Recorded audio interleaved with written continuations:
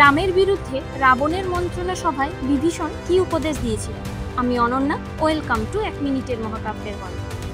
এক সামান্য বানর এসে লঙ্কাপুরীতে যে অগ্নিকাণ্ড করে গেল তাতে রাবণ খুবই লজ্জিত হয়েছিল এবং তিনি রাজসভায় অন্যান্য রাক্ষসদের কাছে রামের বিরুদ্ধে যুদ্ধের জন্য মতামত জানতে চেয়েছিলেন।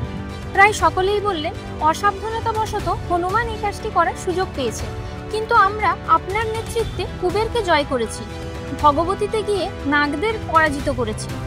সামান্য রাম আপনার কী বা ক্ষতি করতে পারবে? কিন্তু বিভীষণ তাদের থামিয়ে বললেন, আমরা কখনো ভাবতে পেরেছিলাম কি এক সামান্য হনুমান সাগর লঙ্ঘন করতে পারবে?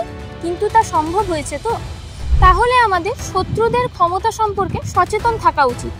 আপনি সীতাকে হরণ করে অন্যায় করেছেন, আপনার উচিত সীতাকে সসম্মানে রামের কাছে ফিরিয়ে দেওয়া। বিভীষণের এই কথা রাবণ কানেই তুললেন না এবং নিজের যুদ্ধের জন্য প্রস্তুতি শুরু করলেন।